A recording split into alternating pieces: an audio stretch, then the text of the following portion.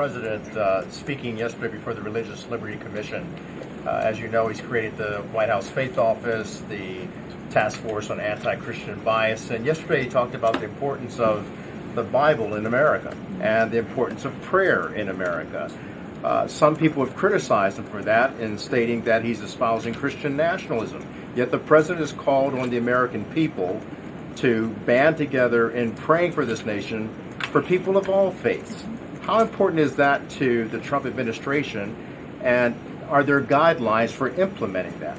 Well, last time I checked, it's not just Christians who pray, it's people of all faith who pray, and that's what the president wants to protect, the religious freedom for Americans of all faith. And he spoke about that yesterday, and that's why he was very proud and excited to announce this new initiative, Pray America, encouraging all Americans to pray for our country and the goodness of our country leading up to America's 250th birthday next year. Why don't we take some from the sides? Elizabeth, go ahead. Thank you, Caroline. I have two questions. Sure. First, on prayer again. Is the Trump administration looking for the forthcoming prayer guidelines to challenge existing court precedent on the right to pray in public schools? Well, the president spoke about that yesterday, and some of the changes we are making to ensure that the religious liberties of America's students and our youth are respected in public schools. In fact, he had a young student and invited him on stage to share his story about how when this young boy spoke about biological and biblical truth in his classroom, he faced consequences for that, and how Americans of faith should not be facing consequences for expressing their religious freedom and their religious views. Not in any public school in America should that be happening. You heard the president talk about that yesterday. Sure. Caroline, thank you so much. Regarding Israel attacking Doha, decided phone call, what was President Trump's involvement in the attack, if any? Look, I don't have anything more to read out for you on this other than the very lengthy and thorough statement that I have shared repeatedly now. Sure. Go ahead. Thank you. After the Supreme Court ruling yesterday on the ICE raids in Los Angeles, some particularly non-white U.S. citizens are saying that they're going to begin carrying their U.S. passports with them at all times. What is the White House's response to Americans who are concerned about being swept up, as others have been already, in these enforcement actions? They should not be concerned, because this administration is focused on the detention and deportation of illegal alien criminals who broke our nation's immigration laws. And the Supreme Court upheld the Trump administration's right to stop individuals in Los Angeles to briefly question them regarding their legal status, because the law allows this, and this has been the practice of the federal government for decades. And the Immigration and Nationality Act states that immigration officers can briefly stop an individual to question them about their immigration status if the officer has reasonable suspicion that the individual is illegally present in the United States. And reasonable suspicion is not just based on race, it's based on a totality of the circumstances to review. And I will tell you, I spoke to our border czar about this morning. When ICE goes out to conduct a targeted operation to deport illegal criminals from our community, they are doing so with intelligence, they are doing so with law enforcement sources, they are doing so in most cases with the backing of local law enforcement who know exactly where these illegal alien criminals and drug traffickers and drug dealers are hiding in plain sight in American communities. And the men and women of ICE are doing everything they can to not only follow the law, but to enforce the law. And it's about time that has happened, because we had 4 years of an administration who completely ignored and evaded our nation's very clear immigration laws, and the Supreme Court has reaffirmed that. Thanks, Caroline. One of the other documents released by the House Oversight Committee contained a photo of Jeffrey Epstein holding an oversized check that was made out to him in the check from the president for $22,000 for a fully depreciated woman. I wondered if the president has any recollection of that, or what you guys make of that photo that was included in those documents. Did you see the signature on that check? It is not Donald Trump's signature. It is absolutely not. The president did not sign that check. But does he recognize the woman? Caroline, Thank you, Caroline. on the New York City election, Caroline. is he considering... Well, I'll take both of you. Go ahead. So, first, is the president considering offering Mayor Eric Adams a job? If so, why? And does he think Curtis Lee was a serious candidate for New York City mayor? Look, the president has made it quite clear he wants this race to move forward in New York City. He does not want a communist to be running New York City, but as for weighing in on other individual candidates, I'll leave that to the president to do himself. Caroline, and then following up on Reagan's question, many of these highest crime cities in America, they're led by black mayors, including the three that you mentioned, Jackson, Memphis, Birmingham. So given that, what's your response to criticism from the left that Trump is targeting black mayors? Isn't he just trying to protect black people? The president is trying to protect all Americans from crime, and he wants to make all of our cities in America safe. And the fact is, the most dangerous cities in America are run by Democrats, overwhelmingly. And according to the FBI crime statistics, 19 of the top 20 cities with the highest murder rate are run by Democrats. And these high crime Democrat-run cities are driving up the crime stats in otherwise safe red states. So, of course, he wants to address this problem. He's made that quite clear. Mike Johnson, he came out and said that the president was an FBI informant. Do you know what he meant by that, if it's not true? I can affirm that is not true. I think the speaker was referring to the fact that President Trump kicked Jeffrey Epstein out of his Mar-a-Lago property for reasons the president has already discussed. John. Oh, thank you, Caroline. First of all, as a Washington, D.C. resident with my family, I just want to thank the administration for revitalizing safety here in the last 3 weeks. It's been stunning. Well, I want to go to Virginia. All of a sudden, out of the blue, Winsome Sears has closed the gap on Abigail Spanberger. Got 4 issues. Coerced abortions in Fairfax County without telling mom or dad, no parents, girls going in boys' bathrooms on film, right? 2 of the young fellows get suspended for complaining about it. Virginia Beach man, an innocent man, is now died in a car crash by a drunk illegal going on the other side of the road. And now you got Spanberger's got these racist signs. When are we going to get the president to make an official endorsement of Winsome Sears and maybe come and campaign in West Virginia? Well, as you know, I'm very limited in what I can talk about when it comes to political endorsements in future elections from this government podium. But all of the issues that you just mentioned, I know, are very important to the president. And it's quite common sense. It's the foundation of the Republican Party, and it's what sent this president back to the Oval Office. We want to keep men out of women's sports and bathrooms. We want criminals to be locked up. The president wants to see law and order in every state across the country. But as for political endorsements, I'll leave that to him and his political advisors to make those. Sure. Haley. Thanks, Caroline. I have 2 questions for you, if it's okay. One on Doha and one on immigration and crime. Sure. On Doha, ahead of the strike we saw today, did the administration at any point try to dissuade the Israelis from the potential for an action like we saw today? Again, I have answered questions repeatedly on this. I have a very lengthy statement which we will release after this briefing for all of you to read and to report on once again. Okay. And then on a case in Maryland, the killing of Dakara Thompson, there are reports that the suspect arrested for her murder was in the country illegally and arrested and released for driving under the influence both in 2022 and in April of this year by U.S. Park Police.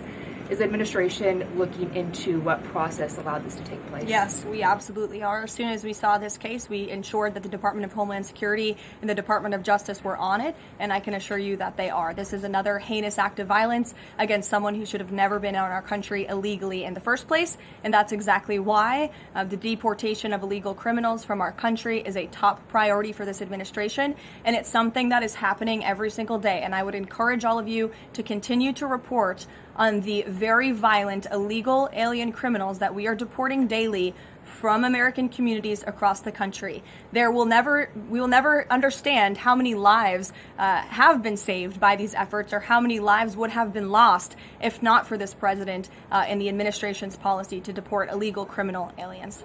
Thanks, Caroline. Follow up on Charlie's question. Would the president meet with the Jeffrey Epstein victims? I don't have any meetings for you to read out on that. Go ahead. Thanks, Caroline. Is the Trump administration considering a ban on transgender Americans owning guns? Is that something the president would support, even as we've seen some gun groups oppose the idea of it? I saw reporting on this. I understand there were very preliminary, low-level discussions about this at the Department of Justice, and then sometimes those discussions are reported as fact. I'm not tracking any potential actions on this front, and I'll let the president weigh in on that. It's a policy decision, and it's far too early or would be premature, inappropriate for me to weigh in on it at this point in time. Again, you are listening to Caroline Leavitt, the press secretary inside the White House, taking questions from the media about issues on deportation and crime. And of course, we know our very own Governor J.B. Pritzker is going to have a press conference as well. We're waiting for him to come outside there to talk to the media. This is at the National Museum of Mexican Art in Pilsen, and we can only assume this is going to be a conversation, obviously, about ICE and some other issues surrounding immigration. So we'll be waiting for that to happen. In the meantime, we do want to talk about something that's still a little bit of a sore spot for us considering the game last night, and that's the Chicago Bears. But this time we're talking about their move to Arlington Heights. It sounds a little bit more definite now after President and CEO of the Chicago Bears, Kevin Warren, released a statement, and then the mayor of Arlington Heights released a statement as well. And right now I want to go to Ernie Rose. He is with Touchdown Arlington. This is a grassroots organization that is supporting the Bears moving there. Thank you so much for being with us. Thanks for having me. We're excited to talk about the Bears. Yeah, let's talk about it. So we know the Bears bought that 326 acres. That was back in 2023. Your group started working. Exactly what is your group doing right now? Well, we're in a good spot. The Bears and the Village are making good progress. And when things are quiet, which they have been lately, that means that they're getting the real work done.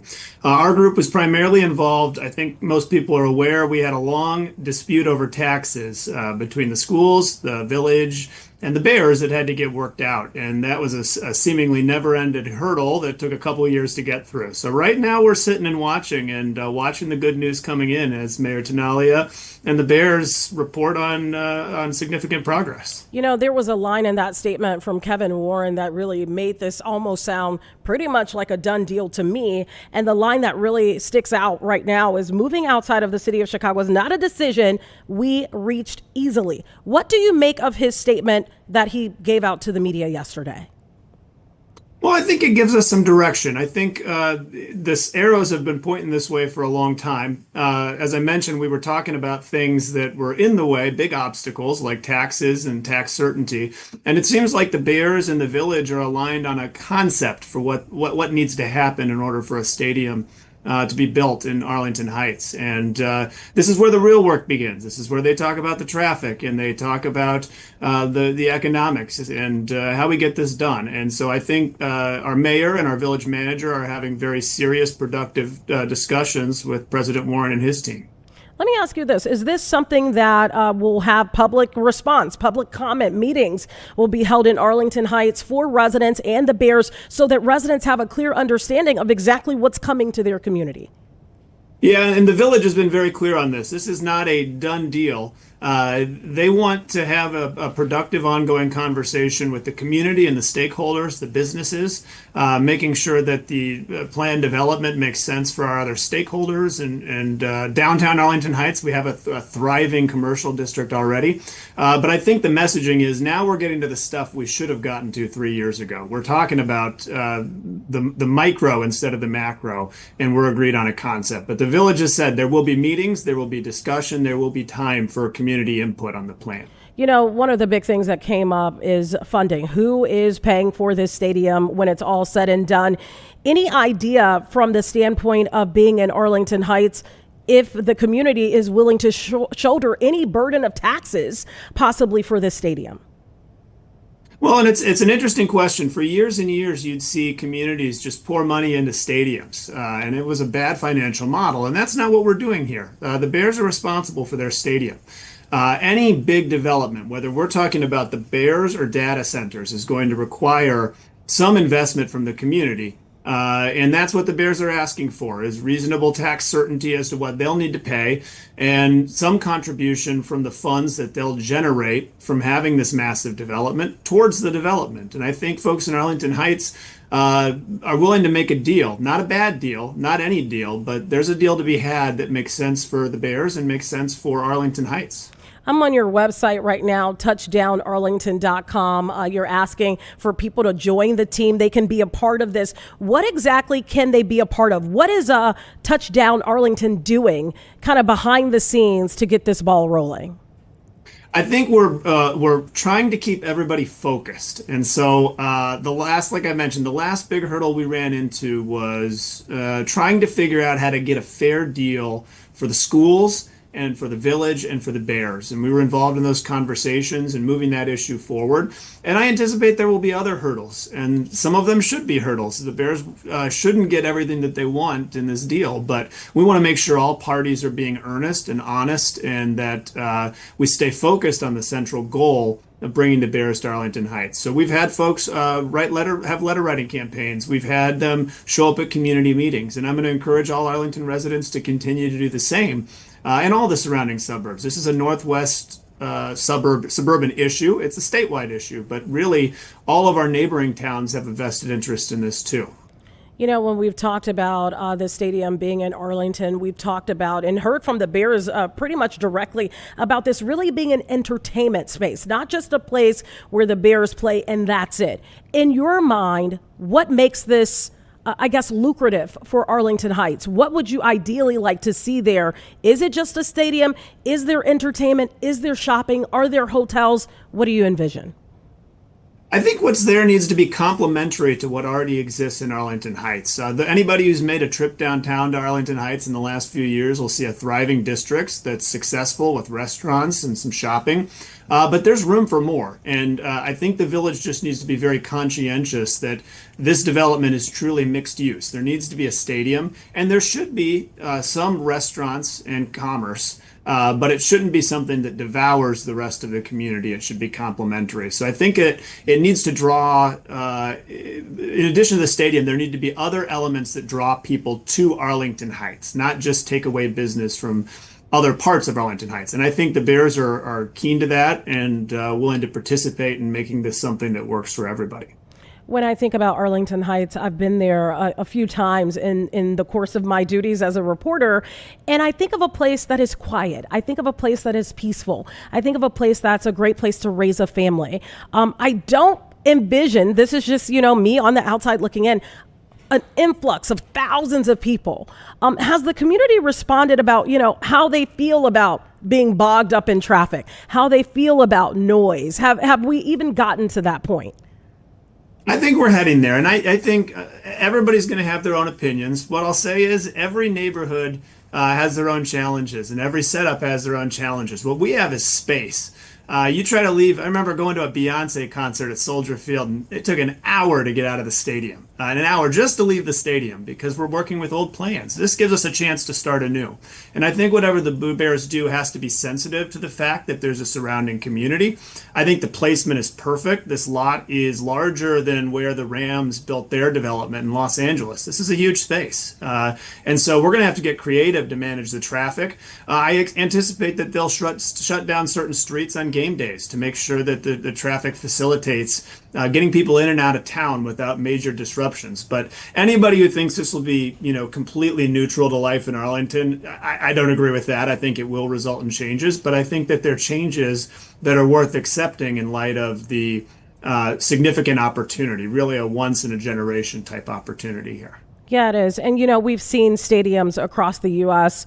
Kind of make this move. This isn't a new move to relocate, from one city and go somewhere else. What do you make of that part, that Chicago is kind of like the loser in all of this? The Bears are staying in the Chicago metro, and I follow Chicago news all the time. I consider myself part of the Chicago community, despite working and living in the suburbs. And I think to define Chicago anymore by the strict city limits is not really a way to look at this. The Bears are a community element. I think Kevin Warren's letter says a really significant portion of season ticket holders live within 25 miles of Arlington Heights. And so, there will be fans that have to go further to a game, but I don't know that it's much further to get from Lincoln Park to Soldier Field than it is to get to Lincoln Park to Arlington Heights on a game day with the way the construction's been lately. It's really not that big of a change for the fan experience. They get out of here for all sorts of events, and this is a thriving community. We got Schaumburg down the road, and really this is just a expansion of the influence in the northwest suburbs. Have you seen any influx or any change when it comes to property values? Because I would think, once this announcement is made, people are going to see those property values start to go up. People may sell higher price than maybe before. Has there been any indication of more people being attracted now to Arlington Heights than before? I know it's a very attractive place for people to live, but I would think in light of this news that we started to hear, we're talking months ago, that people would want to move there. Yeah, I think you're seeing some speculation about where prices are going to go and where taxes are going to go. And candidly, I think it's too early to really have those conversations, but I think the consumer's interested. My background's in real estate, and I hear more people talking about moving here because of the Bears than I hear people talk about moving away from here because of the Bears. And so that's not for everybody. I think there's folks within a few blocks of that stadium that are going to say, this isn't for me. And there's going to be plenty of others that are going to be excited to walk across the street for a Taylor Swift concert. Yeah, I agree with you on that. Always mixed reaction, no matter what the situation is. Kevin Warren said sometime in September, October, or November, the team will make a public presentation and answer questions about this particular site. Actually, that was from the mayor. I take that back. That was actually from the mayor of Arlington Heights. And then it went on to say, then the Village Planning, Design, and Housing Commissions will review the proposal before it goes to a village board vote. What do you think needs to be in that proposal, perhaps to persuade those that may not be on board? Yeah, and I think, we're still looking to get something done in Springfield to help come up with a shell for what the tax layout for this is going to be. How are we going to fund this thing? And so that's going to be sitting in the background, whether it gets resolved in the veto session or addressed next year.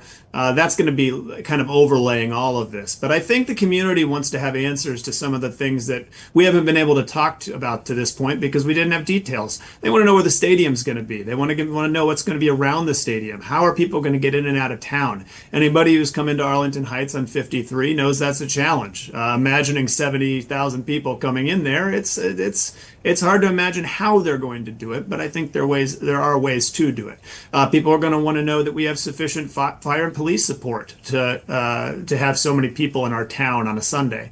And so these are the questions that everybody's told us to be patient about, and I think reasonably so because we weren't that far along. Well, now we're getting signals that we are at the point of the process where some of these real questions will be tackled. And so I know our village board, we just had an election, and everybody's attuned to these issues and is going to do their due diligence to make sure that Arlington gets a good deal. Anything that you want to see in terms of bringing this stadium into your community? This is like something that's like a must-have that checks the box off of your list.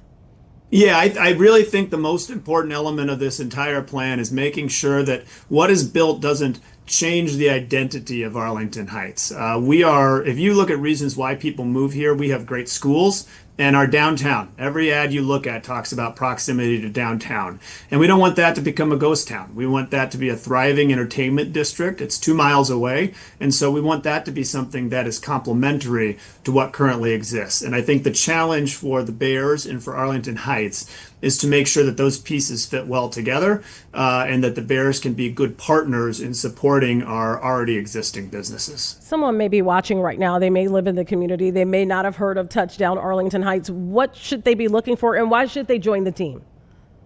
Well, I think at this point, what we need to do is get support where we need support. And when we see these issues getting stuck at our village board, making sure the community's heard. And joining the team means being informed, getting updates on the progress. We've not had a lot to talk about for the last year. We got past the tax debate, and we've kind of sat as the Bears said, maybe here, maybe there. Well, they're here, and now is the time to start following developments and making sure that everyone's proceeding responsibly so that we can get the best and highest use out of that lot, which I do believe is a Bears development. Now it's just the how we get that done, and we're here to make sure that this develops in a responsible way. Do you have any idea? I know this may be a hard question, but just kind of looking forward, how long this could possibly take? Are we talking 3 years until a stadium is actually physically built in Arlington Heights? Well, we have a very thorough planning and development department, and I mean that in a good way. They do a good job vetting. And to get anything done in town requires going through the normal processes, and the Bears will be subject to all of that. So it's the Bears' lot. They're able to start doing some things now with permits, and whether they choose to wait until something gets done in Springfield will be their choice. Nobody knows the answer to that. And if we're waiting on Springfield, we've got a week this year, and if it doesn't get done, we got next year. So if the Bears get moving, I would hope to see shovels in the ground sometime next year. If it requires further resolution in Springfield, this thing could get pushed down the road. And so I know that I think it's optimistic when Kevin Warren says they'd love to host a Super Bowl in 2031. I think that's very optimistic, but if it happens, it would be wonderful to see, and I hope they're up to the challenge. Any final words that you have? This has been a long soap opera. The last 4 or 5 years, it's been interesting to watch in Arlington Heights, and our community is ready. We've been kind of sitting and watching, and the Bears did their shopping. They talked to Aurora and they talked to Chicago in 3 different locations and all these different places that wanted a piece of the project. And I think now that they've come to the conclusion that most of us here have felt, which is this is the best location. It's an opportunity. And now it's incumbent on everybody to make sure it's a win-win and that this ends up being great for Arlington Heights. And I'm sure this will not be the last time that we talk to you as this project moves forward. Ernie Rose with Touchdown Arlington. Thank you so much for giving us some of your time today. Yep, thanks for having me. All right, no problem. Again, I want to go back to the fact that we are waiting on a press conference to start with Governor J.B. Pritzker. You see him right there coming out of the door. This is at the National Museum of Mexican Art in Pilsen. Let's let him get to the microphone so we can listen in. Let's tune in right now. Art, and especially on a day when it's important for us to celebrate Latino heritage and to stand up for the community that it represents. So happy to take any questions from members of the media. Governor Tom Homan was asked about racial profiling today. He said that ICE is not racially profiling. What are you seeing and what are you hearing? And also, we've learned that ICE now has stations at courthouses in Illinois so that they can process suspects, sort of take them out of the criminal justice system since we're not cooperating here in Illinois with ICE. Can you just react to the impact that might be having on our court system? Well, Tom Homan has long ago acknowledged that he was racially profiling. As a leader of ICE, as somebody who's now advising the president on this new strategy, attacking our Latino communities, we know that that Supreme Court decision yesterday that frankly takes away rights from people across the United States is something that Tom Homan cheers. So I just want to be clear, we don't appreciate and frankly push back on and will always fight what Tom Homan and what the Supreme Court decision represents. And the courthouses, ICE stations at courthouses? Look, remember that we're talking about people who have been here for many years in this country who are literally seeking to follow legal procedures so that they can stay in this country. To attack them in the very place where they are trying to follow the law seems to me like the world is upside down when this is what Donald Trump is promoting. ICE sitting outside of courthouses that people are showing up to voluntarily. These are not people running away from authority. These are people seeking authority to stay in this country. Governor, do you have Senator Don DeWitt said that the state should use the $200 million a year in interest on the road fund to provide ongoing mass transit funding. He also said he wants to use interest earned on the rainy day fund and interest earned in the future on the rainy day fund to fund mass transit. What's your take on that? Well, he's a little late to the table, if you ask me, if that's a recent proposal. And all I can say is that we're looking at all of the potential revenue sources in order for us to make sure we fund a world-class transit system in the state of Illinois. Governor, what did you hear from the advocacy groups you were meeting with today? What did you hear from them? What concerns were they expressing to you? And what are you able to do to sort of work with them and help them? Well, today I was in Brighton Park with the Brighton Park Neighborhood Council, also with ICER, which represents really the breadth of immigration-associated organizations in the state of Illinois, listening to them, and we were talking about how we can protect our communities better. They are amazing at making sure that people know their rights, in this environment in which people's rights are under attack.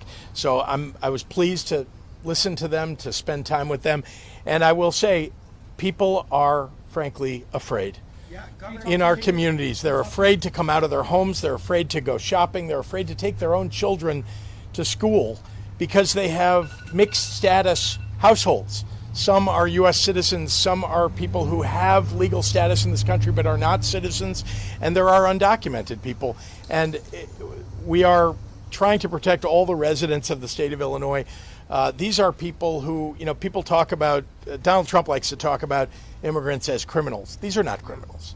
These are people who are genuinely here in this country, holding down jobs. They've been here for 10, 20, 30 years, raising families here, paying taxes, following the law, doing the right thing. We should give them an opportunity, whether it's when they go to the courthouse to try to get their citizenship or their legal status improved, or taking their kids to school. We should be protecting them in all those endeavors. Shia. I understand that you might have had a conversation with Hakeem Jeffries about redistricting. I'm wondering if Illinois might consider any plan to redistrict before 2026? Well, I talked to Hakeem Jeffries somewhat frequently. No, I did not have a specific conversation recently about redistricting, and I have pledged to him that I'll do everything I can to make sure that Democrats win the Congress in 2026. It's one of the reasons that you've seen me stand up in places outside of Illinois often, campaigning for people, helping state parties raise money, because we have got to win in 2026 in order to stop the madness coming out of the White House. Chris. Where are we in this story right now? Greg Bovino reportedly on the ground here, ICE saying that they're here with that picture of the Willis Tower in the background, but we don't have the National Guard here. In your head, where are we on the timeline in the big picture of this? Well, it's hard to tell, Chris, because as you know, Donald Trump wakes up, and depending upon which side of the bed he wakes up on, or what his mood is, or maybe what he had to drink the night before, we don't know exactly what's going to come out of his mouth and what he's going to tell people to do. Here's what we do know. ICE is somewhere on the ground here. They already have been effectuating their plans. We have not seen the bulk of those ICE agents yet in communities, but we have seen some, and we know that they are gathering steam, and they have the vehicles. We know they have about 100 vehicles that they are planning to utilize. We know that they're planning more than 200 agents on the ground, and it's not my understanding yet that Greg Bovino is here, but he has been on his way, and he is in charge of the efforts here in Illinois. And I think his history, what he posts online, which everybody should go take a look at, is just evidence that they have terrible plans for the communities of Illinois. In fact, Tom Homan has basically said that they're going to be working double hard here in a way that they maybe didn't in Los Angeles. So I'm worried for our communities. Remember, this is bad for the state of Illinois. This is bad for the economy of the state of Illinois. You saw the business community standing with me when I was pushing back on the idea of bringing troops into Illinois that Donald Trump has. And as far as I'm concerned, the ICE needs to take it down about 3 notches. And we need Tom Homan to focus on something other than his failures in Illinois. One of the reasons that he's been so unsuccessful is people know their rights here. They're learning their rights. We have great organizations on the ground, and they're doing exactly what they should be doing, following the law. Regarding the Supreme Court and the racial profiling basically being allowed, at the state level, what can we do? Because we got reports of a flower shop, someone waiting at a bus stop, someone just walking down the street that ICE basically targeted. Like, what is the state doing? What can the state do concrete-wise to kind of like head off what the Supreme Court saying that racial profiling is functionally okay? Well, as you know, that's federal law. And so, as you know, there is the supremacy clause that essentially says federal law trumps state law, period, end of sentence. And so what we can do is make sure that people know their rights and that they're staying out of the way. That's the best thing that we can do. I mean, as we're also taking them to court if they break the law in the state of Illinois, and that it's not in contravention of federal law. And so, we're frankly standing up and speaking out and ready to take them to court and do everything that we can to protect the people who live here from what Donald Trump is trying to do, which is to disrupt the country, not because he's going after criminals, but because he has a nefarious plan, frankly, to bring military into cities so that ultimately in the 2026 election, people will be normalized to the idea of militarization during the next election so that he can affect the outcome of that election. Governor, Yeah, anything else Olivia. you can say about like the location that ICE agents have been concentrated, or any other like details that you're hearing from the community? And my colleague talked to some activists at the Broadview Center who said that one thing that they would really like to see is immigration attorneys at that center. Is that something the state can help with? So we don't have the enough immigration attorneys that we could provide them. We do fund organizations that have immigration attorneys, and we do encourage them to be at the right places where they can defend people. And so that's certainly part of what we're trying to effectuate. But yeah, I mean, what's happening across Chicago and Chicagoland right now is something that I think I find abhorrent. I have said for some time that going after people who have committed a crime and have not been caught committing that crime, have not been jailed and tried, is certainly an appropriate thing for civilian law enforcement. I also want to be clear that if we catch somebody, we are going to prosecute them. This is if they're a criminal. We'll prosecute them in the state of Illinois, and they will be imprisoned in the state of Illinois, because if you deport them and they're not imprisoned, they will have committed a crime and they will not have suffered any consequence for that, simply that they will have been removed from the United States. So we're doing everything that we can to fight crime, and that's our job. It's the federal law enforcement's job to help us to fight crime on the ground, and Donald Trump has refused to provide for us more FBI, more DEA, more ATF, and that would help us to fight gangs and guns and drugs. Governor, can you comment about the national report card? Multiple times, he would like for you to call and ask for help. Have you thought of calling just to discuss the situation, or have you tried to call? So I've made very clear, I think all of you have heard me say, that there are ways that he can help us. I just named one of them. We would love to have more help from ATF and FBI and DEA. Well, let me be clear that if I pick up the phone and call Donald Trump, that will become part of a case in court that I somehow was calling him for help. And therefore, it will become predicate to him sending military troops into the state of Illinois. If I called him, I would say exactly what I have said to all of you. By the way, he hasn't called me either. And he doesn't seem to want to talk directly to me. He just wants to talk to television cameras and berate the people of Chicago and berate the people of Illinois and attack the city of Chicago. And I reject that entirely, and it doesn't deserve any response except the one that I have given, which is this is no joke. Donald Trump is doing something that's not normal, and we should not accept it in this country. It's un-American. It's anti-American what Donald Trump is doing. Thank you all very much. Thank you, guys. Thank you.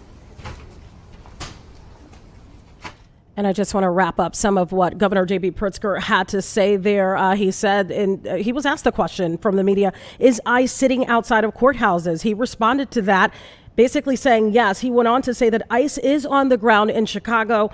They have 100 vehicles that are being used. 200 agents are supposed to be on the ground here. He also mentioned Greg Bovino, and you'll remember him and remember that name because that is the border official that was over the LA immigration raids. And he said that he is now on the ground here in Chicago. Pritzker went on to say that the Trump administration will be sued if they breach the laws in the state of Illinois. So it will be interesting to see how all of this plays out. Of course, we have much more on Chicago Live, including, on a lighter note, talking about the Apple drop. A new Apple iPhone is coming and some other things like the Apple AirPods as well. We're going to be talking to correspondent Eben Brown right after this break.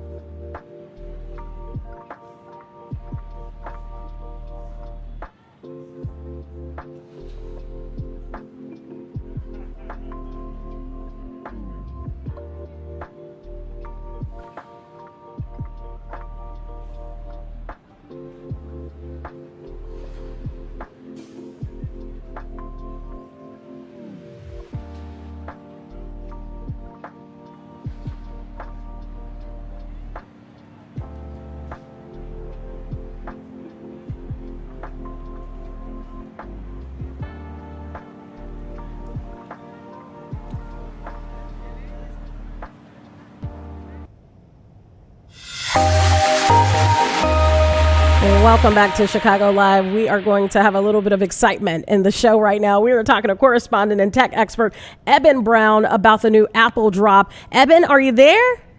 I'm here. Can you hear me? Yes, Hello I from hear Miami. you. Hi in Miami, warm Miami, I'm sure. I was told that you just finished up watching this big presentation. I've had the, privilege of being there when they do these big reveals. It's a big deal. What did you see? What was interesting?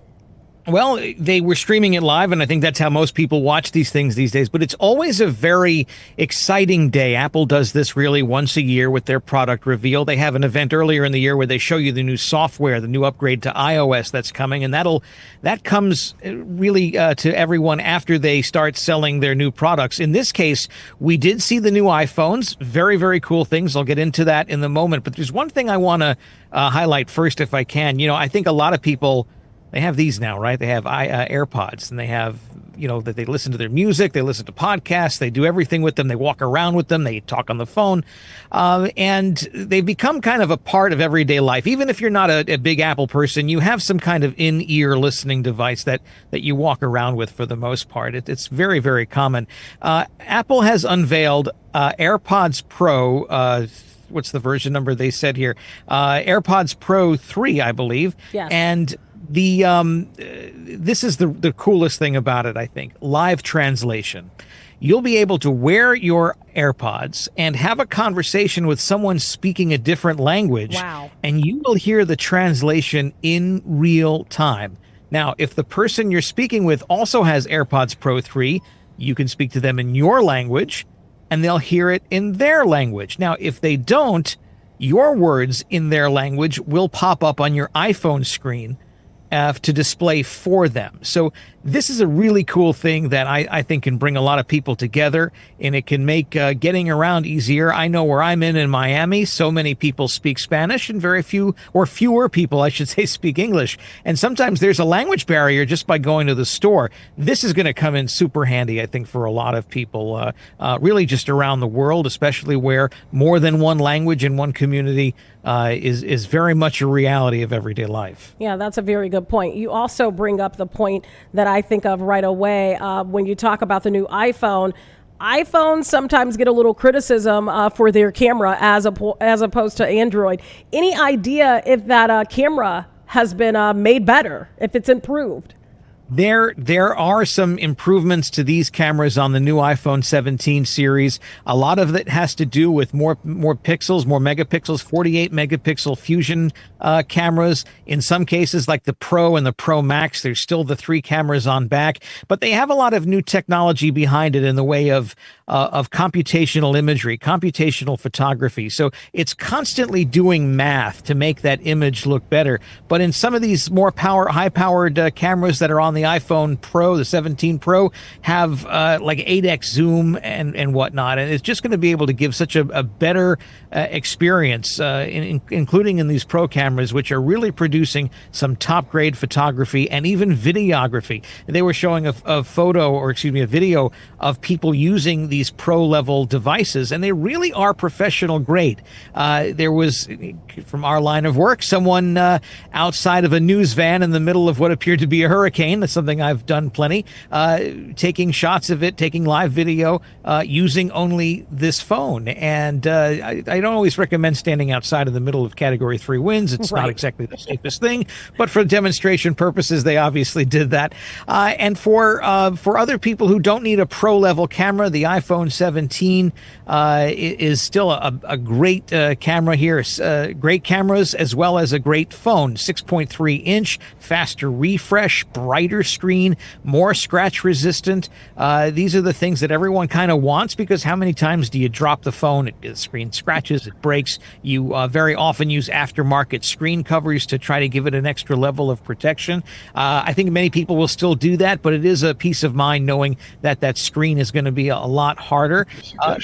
One of the other cool things about it is what's going to happen with these front screen cameras. They now have these image stabilization features that will not only give you a cleaner picture while you're taking selfies or selfie video, it actually has the ability for you to select on the screen what orientation you want. So if you want to have that widescreen selfie or the widescreen selfie video, you don't have to turn the camera. You can actually just adjust something while you're doing it, and it makes that change for you. And that, I think, is going to make things a lot easier for people who very much part of their lives are taking photos and videos of themselves, what they're doing, even if they're not, influencers who do this for a living, but people who just enjoy doing this for the sake of their everyday lives, for their friends, for their family. How many people use this technology just to keep their family in the loop of what they're doing? Let's say it's kids at college, or you have family elsewhere in the country or elsewhere around the world. You want them to see you having a birthday dinner or whatever the case may be. This makes it even just that much better and a lot more fun, I think. And that's ultimately what, Apple wants people to have. They want functionality and they want fun.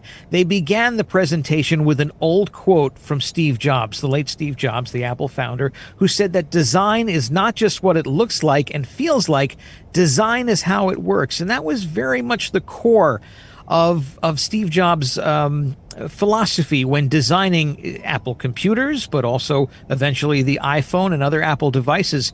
He wanted it to look beautiful. He wanted it to look like art. He wanted it to be a conversation piece.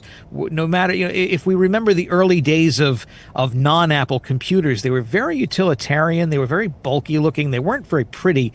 You saw them in offices or whatnot. But if you had one at home, okay, maybe it was cool, but it wasn't necessarily something you wanted to look at. Apple came along and said, no, we want to make these things pretty. We want to make them fun to use. And that philosophy had gone through to the idea of mobile devices that we all now use, that we all kind of recognize Apple for. And I think Apple very much wants to bring that ethic back to make sure that these are beautiful devices. They're fun to look at. You enjoy owning them, but they also work beautifully. That's something that Apple had made a history with and sometimes gets a little criticized about. The last Apple iPhone release last year, the iPhone 16 series promised a lot with Apple Intelligence. Right around the same time, other AIs like ChatGPT were becoming very popular, and some people saw it as lacking the Apple Intelligence. Apple Intelligence is doing a lot of work behind the scenes on your Apple devices, but it does bring you a lot of that generative capabilities that we've been seeing with ChatGPT more integral into the iPhone now with the iPhone 17. I was going to ask you that because AI is obviously all the rage right now. If there were any updates that included AI, any changes that included AI? Yes. For instance, this is something that they're going to be catching up with the Samsung phones for. But if you take a photograph of something, or you find a picture on a website and you just want to ask your phone a question, what is this? Where can I get this? How much does it cost? That's something that AI has always been able to do. Just looking at a photograph and analyzing it and telling you what it is and what to do with it. I've done this myself. This is a Florida thing here, forgive me, but I've tested my pool and balanced my water by uploading photos of the water tests into ChatGPT, and it's told me, it's actually read it and told me what chemicals to add it. To be able to do that natively with iPhone, let's say with Siri, for instance, that's a big leap for Apple, and provided that it works as well as they're promoting it, I think it could be a big leap forward for them. Let's talk about wearable technology, because a lot of people have that Apple Watch. I know they were going to reveal the Apple Watch Ultra 3. Any changes with the Apple Watch? Yeah, bigger screen, a screen that you're able to view at an angle, which is pretty big for a lot of people who use the Apple Watch Ultra. This is kind of like the extreme sports version of the Apple Watch. It's bigger, it's a little more rugged. But one of the other cooler things about it, for people who like to take this thing out into the wild, it's going to have satellite connectivity. This has become like the big rage for mobile communications. A lot of the phone companies are now either doing business with Elon Musk's SpaceX or another company called AST Space Mobile, and they're augmenting their cellular coverage with satellite coverage, because a lot of the phones that are available now actually have that technology already built in, as opposed to the old days of satellite phones that had huge antennas. They were big and bulky. They were expensive to own and operate. You can now have this augmented technology for at least for data connectivity to these devices. And so Apple's going to be including that in the Apple Watch Ultra 3. That's a pretty big step forward. Yes, it is. Okay, so we got to talk about the obvious, because Everybody's strapped for cash these days. What's the price point this time around compared to the iPhone 16? So the iPhone prices are kind of where they were. The 17, the base model, is going to go for $799. The Pro will be $1099, and the Pro Max $1199. Now, there is another iPhone that was released today, and I want to make everyone aware of it. It's kind of like the second step up. It's going to cost $999, but this is going to interest a lot of people. The iPhone Air. It is a very thin model of an iPhone, and it has most of everything that's in the iPhone in there, which is pretty amazing. I would suggest going to the Apple Store and checking out to see if you'd really like it. It is more expensive than the base model, but it is much thinner. It's only 5.6 millimeters in thickness, and that's very thin, and it's also very light, but it still has a 6.5-inch display. So it looks like it could be quite promising. But the cool thing that everyone does is they try to trade in their old phones, provided the phones are in good condition, and I still suggest that. Even if you're not ready to take on device payments or something and you want to hold on to your old phone, you can always do that too. You should never feel under pressure to buy something you don't need. Of course, if you want it, by all means, you can start putting in orders now through Apple, and you'll be able to take delivery of them in just a couple of weeks. But don't feel pressure, really. Don't get full of FOMO. I myself still have an Apple iPhone 13. So maybe this is the year I go for an upgrade, but otherwise, take a look at those prices. Find out what your carrier has in terms of options for financing, for making device payments. Sometimes that makes it a heck of a lot easier with certain programs. You can get a huge discount where you're paying just a couple bucks a month for a new phone. Yes, those payments are spread out maybe over 2 or 3 years, but how often are you gonna upgrade your phone anyway? I want to go back to something you said. You said the iPhone Air is the thickness at 5.6 millimeters. Is that what you said? Yeah, 5.6 millimeters. It's very thin. And I looked up to just see real quickly how thin that is. That's the equivalent to 3 to 4 stacked credit cards. So super thin. A very thin phone. And so I guess everyone's going to want to go to an Apple store or wherever they can buy Apple products. A lot of retailers have them now. Costco sells Apple stuff. And they're probably going to want to sample it. They want to see what it feels like in their phone. For some people, it's going to be amazingly perfect. They want that thin and light phone. Other people may say, this is a little too dainty for me. I'm a little scared of it. However, the iPhone Air does promise the same type of hardness and improved thickness and hardness rather for the screen, so that it's more scratch resistant than the screens they've had previously. This could be a big step forward for Apple. And again, going along with that idea of design being the big part of the product itself, the way we use it. We want to have, if we want a thin device, we want it for a reason. Maybe it's easier to carry, maybe it fits in a purse or a pocket or whatever the case may be, but the design is part of the functionality. When does all of this stuff hit the market for people to go buy? You can put in orders right now, according to Apple. It'll be available, I think, on September 19th for pickup or for delivery.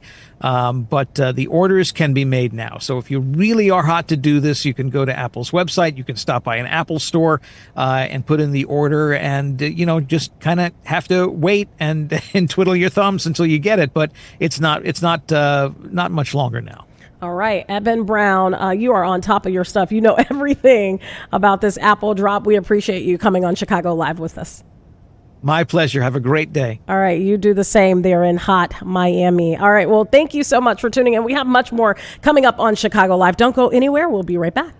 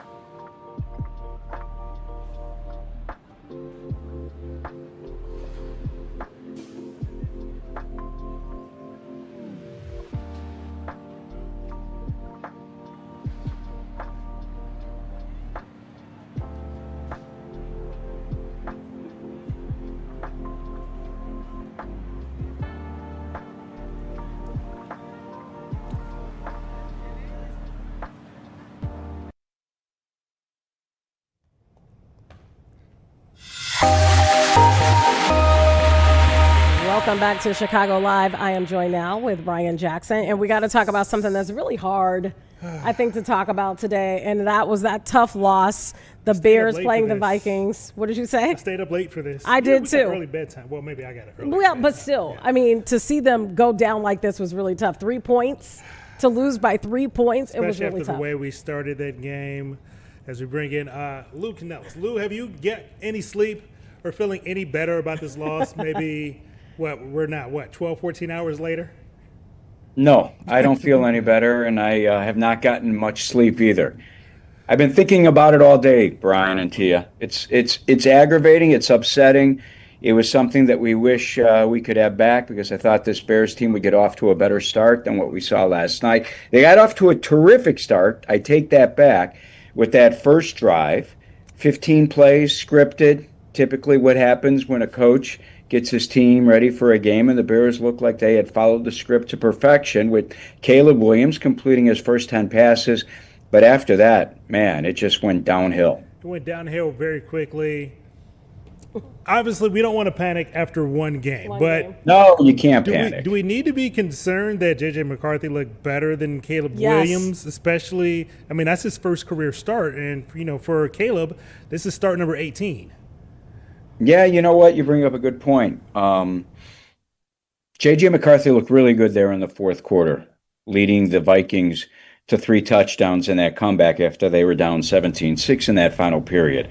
But I've been screaming this from the mountaintop, and I'll continue to scream about it until we get through 4, 5, 6 games. We need to be patient with Caleb. He has a new head coach. He has a new offensive scheme. He has a new interior to his offensive line. He has new expectations from his head coach, the way he plays the quarterback position. Caleb Williams, in high school, out of the D.C. area, at Oklahoma, out of USC, played most of his snaps, from the shotgun. Under Ben Johnson, he has been asked to play most of his snaps under center, allowing himself to use the play-action pass more to his effectiveness. And it's going to take time. I mean, listen, they went up against the Minnesota defense last night that's pretty darn good. I understand that Ben Johnson, over the last couple of years when he was offensive coordinator in Detroit, had more success against the Brian Flores Vikings defense than any other coach in football. But they made a few changes on defense. They went out and made a couple of acquisitions on their defensive line, and I thought that they did a terrific job there in the second half. That's not to take Caleb off the hook. I think Caleb will tell you first and foremost that he had a number of bad throws. I mean, his accuracy was an issue last night. He was off, and not just off by a couple of feet. He was off by a mile with some of those throws. He was the most inaccurate passer in the NFL in week 1. So he's got a lot to work on, but it's not going to happen overnight. No, Tyson Bagent is not going to start the game against Detroit, even though Ben Johnson will talk to the media at 4 o'clock today. I do not 100% expect him to say there'll be a quarterback change. But Caleb Williams needs to get better. And he's not the only one. The running game was non-existent. I thought the offensive line could have played much better. 12 penalties for 127 yards. That's not good either. I mean, there was enough blame to go around, and that includes for the head coach as well, Ben Johnson, who I thought had a couple of bad decisions in this game. When it comes to the offense, the Bears have so many weapons. Granted, again, it's just week 1 here. Do you feel like they have almost too many weapons where we're trying to spread the ball around? Because it doesn't feel like Caleb could really get into a rhythm with any one receiver because he's got so many mouths to feed there. Well, that's okay, but, it's funny you bring that up, Ryan, because last week Ben Johnson said one of his great concerns that keeps him up at night is how is he going to feed all the horses? And he's talking about how is he going to get enough targets for all his playmakers? And, it's DJ Moore, it's Roma Dunze, it's Cole Kmet, Colston Loveland, Luther Burden III, DeAndre Swift at running back. So, yeah, you're right. That's an issue, but they're blessed with all these playmakers. No, you can't have one of my playmakers back.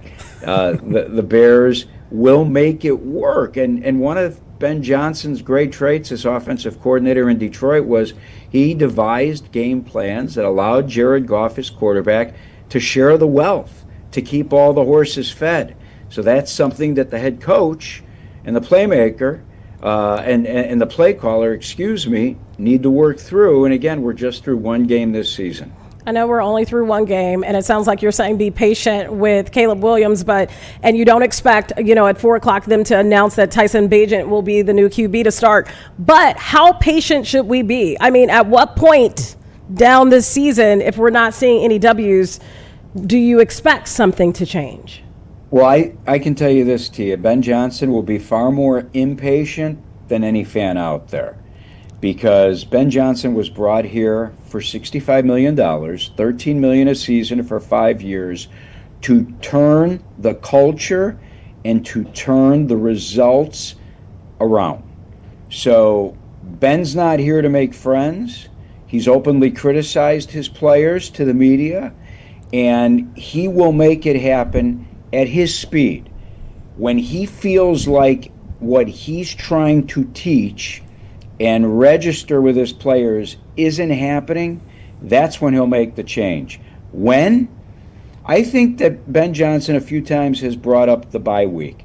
And the bye week comes early for the Bears after 4 games. So they'll open up, as they did yesterday with Minnesota. They travel to Detroit this Sunday. Then they've got the Cowboys, former Bears head coach Matt Eberflus leading the defense for Dallas. That game will be at Soldier Field. And then they play at Vegas. Then the bye week. And I think at the bye week, it really, I think, comes at a perfect time for the Bears this year, because it will give Ben Johnson and his coaching staff the chance to sit back and say, okay, what's working, what's not working, who's working, and who's not working in our offense and defense. At that point, I think some serious discussions will be had if the Bears continue to struggle these next 3 games. Lou, I want to get you out of here with one last question. We spent so much time focusing on what the offense did wrong last night. Yeah. For most of the game, the defense actually played well. Did they play even better than you expected with us not having 3 starters out there? Yeah, they did. Yeah, you bring up a good point. They were without 3 starters, Brian. They were without linebacker TJ Edwards, who in my opinion is the unsung MVP of this defense. Back in 2023, led the defense in tackles. Numbers were a bit down last year, but he's a true leader inside the locker room and on the football field. I thought that they missed him. That's not to say that Noah Sewell and Ruben Hippolyte, who played in his place, played poorly. They didn't. But you didn't have Edwards out there. And again, I think he is an MVP on this defense. They are also without Jalen Johnson, who typically has had great success against Justin Jefferson, the wide receiver for the Vikings. Jefferson didn't go off. He was held in check. Yeah. So and Nashawn Wright had the pick 6. So I thought the secondary played well. They were without Kyler Gordon as well. So the guys that missed the game, they were missed, but their fill-ins, the guys who replaced them in the lineup, I actually thought played well. For the most part, I was happy with the way the Bears defense played. My concern was late in the game, especially in the second half, they were on the field for so much time that, in my opinion, Minnesota got into a rhythm and caught that Bears defense maybe a bit gassed. They didn't play an exorbitant amount of plays compared to the offense, but I thought that because so much happened in that second half with the Vikings moving the football on the ground and then McCarthy coming up with key passing plays, I thought that the defense got caught on its heels. I'm not pointing the finger at the defense. I get it. They gave up 27 points. I've had people reach out to me today to tell me, oh, the defense played like you know what, and Dennis Allen didn't do the job as defensive coordinator. I'd argue that that's not the case. I thought the defense, for the most part, played well. I agree, Lou, for sure. Looking forward to what Coach has to say today at 4. Thank you, Lou. We will find out. All right. We'll be definitely monitoring that. I'm going to pass the baton off to you, thank you to carry the show, and we'll be right back after this break.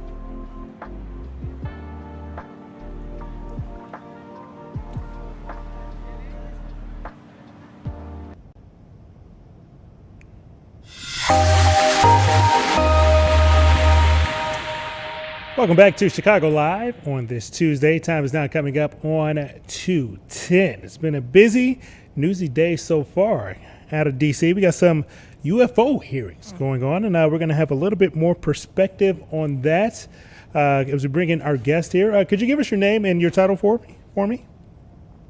Sure. I'm Ron James. I'm the Media Relations Director for the Mutual UFO Network, the oldest organization studying the topic. So I want to start with this. Why do we now have, I guess, a new name for UFOs, and what is the reasoning behind that? Why has it been kind of reclassified as a different name for our viewers? Well, a lot of people don't realize that the term UAP has actually been around for as long as we've had the term UFO.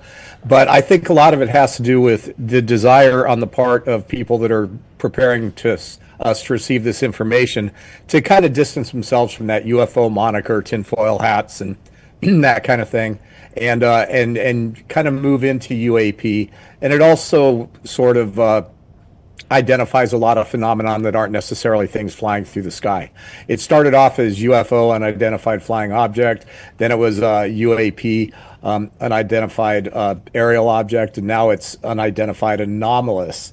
So they're using a lot of different monikers to describe the same thing to help them evolve what it means. Ron, what do you think is behind our fascination with UFOs? Why do we think that there's so many people that just find this absolutely fascinating? Well, let's face it, it's one of the biggest questions facing humanity. We've got, is there life after death? And we've got, are we alone in the universe? And maybe a close third is, what is the true nature of reality? Beyond that, the answers to those questions are going to be paradigm shifting if we arrive at them. And let's get to these hearings that are happening right now in D.C. What do you think prompted this move by Congress to hold these hearings now? Well, there's an ongoing process, and I know personally all of the Congress people that are involved. I've been behind the scenes in Washington, D.C., doing a lot of work myself, and that's going to be out in my next film. But they're trying to move the ball down the court. And the problem that they're up against is that a lot of these guys that are Congress people don't have the security clearances to listen to the people that have been working inside these programs. So they all know that something's going on, but there's this bureaucratic snafu that keeps it from just being revealed. There's the people that are managing the secret that are just really hell-bent on keeping it a secret. And then there's the people in Congress that only have limited powers, but they want the secrets out. We all know that the government and private industry have been involved in technology from non-human beings for years and years and years, going back since before the 40s. It's pretty much a given to anybody that studies this topic. How we get that information to the public in a way that works for all of the parties involved, that's what we're witnessing right now. And it's a very rocky road. You don't have to give names or anything, but you said you've talked to people on Capitol Hill about this. What are some of their ideas on how this information should be released to the public? Well, it depends on who you talk to. I have a long relationship with Congressman Tim Burchett. He thinks that we just need to roll the whole thing out. And then Kirsten Gillibrand, who is behind a couple of pieces of legislation, she understands that there is a need to blend national security and the need for some things to remain secret with the right of people to know. And so you have politicians that are all across the spectrum based on what they've been briefed on, what their levels of security are. So we have a whole gamut of actual sitting Congress people that all have from we need to get this information out in a way that works to what the ones that are proposing something called catastrophic disclosure, where these guys working on these programs, they just come forward and they just dump the information and it would create chaos in the eyes of some. So the gambit inside the political body is pretty much the same as the gambit of people just in the general population that want these answers. Now, for your films, who are some of the people that you've talked to, whether it's Air Force veterans or people like that? Well, there's a huge cast in both movies, but I tried to get a good broad gamut. I had Dr. Michio Kaku, arguably one of the world's leading physicists. I had Congress people in the new film. I've got Kirsten Gillibrand, I've got Eric Burleson, I've got Tim Burchett, and others. And one of the key witnesses in both of my movies is a guy named John Alexander, Colonel John Alexander. He was involved. They made that movie Men Who Stare at Goats. He was one of the people they made it about. This guy was involved in every secret government operation involving UFOs and psi operations and exploring psychic powers. He was involved in all this stuff going way back. And so he's been a wealth of information to help us uncover some of these things from the past that are getting us to where we are now. Getting back to these hearings a little bit, this is not the first time that this topic has come up on Capitol Hill. What do you think, if anything, is different this time around? I wish I had an answer for that was positive, but frankly, I don't really see it being very different. We've got, again, nothing against the witnesses, but none of them are firsthand witnesses that can say, yes, I actually was involved in one of these programs and I worked on these craft. These are all just basically eyewitnesses with decent credentials to some sort of event. What we really need to get to is, what do we have in our possession? Who's studying it? What were the results? And so far, I know for a fact that there's people that have gone into the offices of Congress people and told some of these stories. They've gone to Arrow and told some of these stories, but they are not yet willing to come forward in a public forum and tell us the stuff we really want to know. This thing is just another group of people who say, oh yeah, I saw something. There's a whole deeper level of people that we need to get to. If they're able to reach some type of determination one way or another, what do you think that would do for the public trust in not just science, but national security as well? You know, that's an interesting question. It has a lot of prongs. Obviously, public trust would be out the window because of a decades-old deception that has been perpetrated on all of us, denying us not knowledge that we all deserve to have. National security, well, maybe people will say, well, yeah, it's good that they lied, and thank goodness we have this national security. But, you know, at the end of the day, humanity deserves this knowledge. Now, if the government doesn't want to talk about, well, we got this ship and we reverse engineered it and we got this classified material, that's understandable. That's national security. But are we alone in the universe? Is there non-human intelligence interacting with us? This is an answer that every human on this planet deserves to have. And if somebody's looking for more information and maybe want to do their own research outside of these hearings, do you have maybe one or two sources that somebody should be looking into to gain more knowledge? Sure. There's a vast resource at MUFON, the Mutual UFO Network. You can go to MUFON, MUFON.com. And there's a documentary called Accidental Truth. It's now free. You can watch it on YouTube. It's called Accidental Truth UFO Revelations. It's narrated by Matthew Modine. And it, for the layman, for somebody who doesn't know a lot about the topic, or even people that think they know a lot, this film won 28 Film Festival Awards. It's the go-to movie for people that want to get up to speed. And the sequel is coming too, and that's from MUFON Television and myself. So yeah, go watch Accidental Truth for free. You'll understand this topic a lot better. A lot of us are very intrigued by this topic for sure. Ron James, thanks so much for your time this afternoon. Thank you for having me. All right, time's now 2:18 here on Chicago Live. We'll be right back after a short break.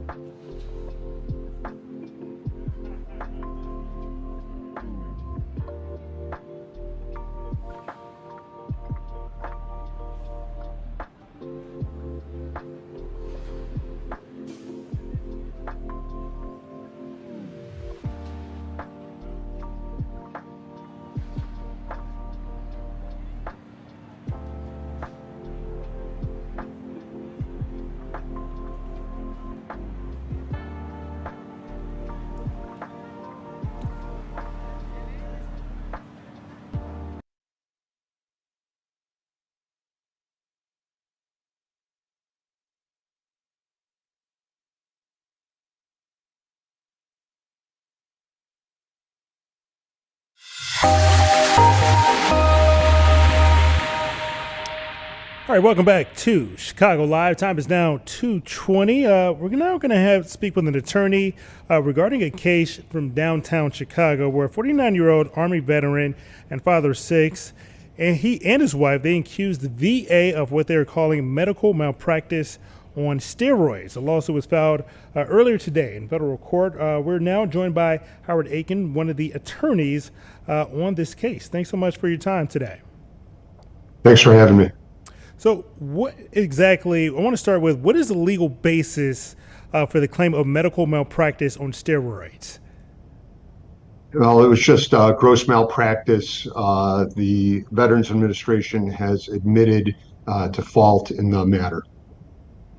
And when it comes to Mr. Walker's infection, can you just give our viewers a brief overview of his viewpoint of what he says happened in this situation? He showed up to the Hines VA emergency room. He had swelling in his leg.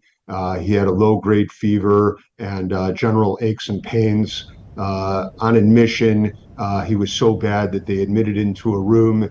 They started to do routine testing, and as a result of that testing, he had blood work done.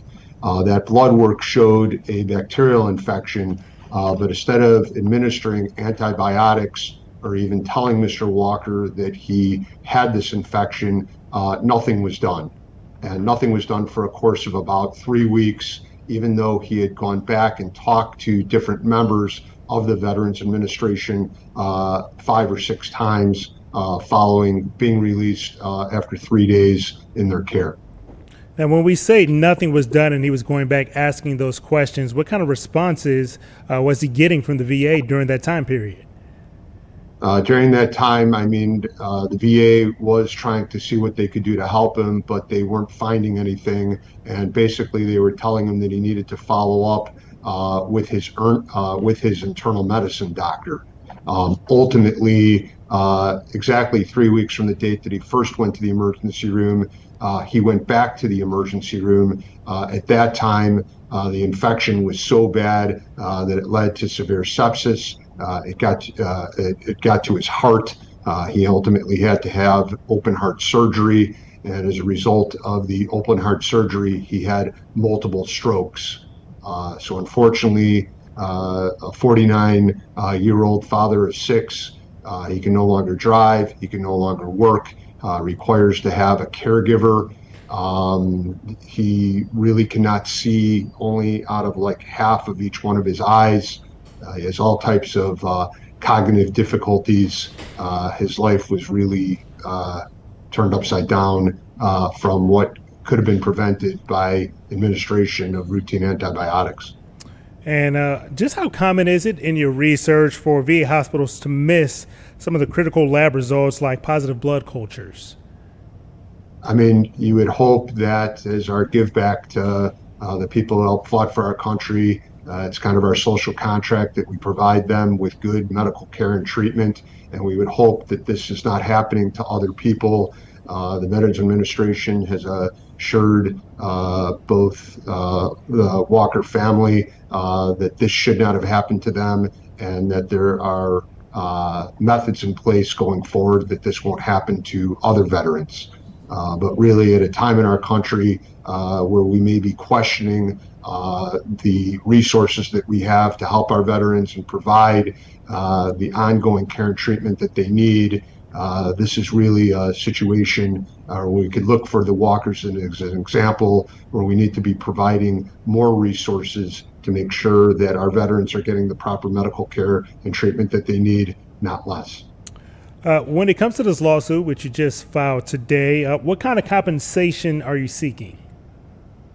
We're seeking compensation to make sure that all Mr. Walker's medical bills are paid. Some of the care and treatment that he needed was outside of the Veterans Administration. He's looking to have a second potential open heart surgery for which he'll need his medical bills paid for that. He also has a long list of life care planning things that he needs in order to make sure that he's able to live his life as comfortably as possible and not be a burden on his extended family who has been there for him at this time. And we're hoping for some type of pain and suffering compensation to properly compensate him for that. And since you filed this lawsuit, have you had any contact with the VA? Have they made any efforts to maybe settle this case, or are they kind of set on taking this to court? The VA, like all military things, has very strict and set guidelines that you must follow for bringing a cause of action against the VA. My office, on behalf of the Walkers, have diligently and meticulously filed all the documentation that's required. The VA is supposed to have gotten back to the Walkers within 6 months of making that presentation, and for whatever reason has not. That's why the lawsuit, according to the program that was set up by the administration, was filed.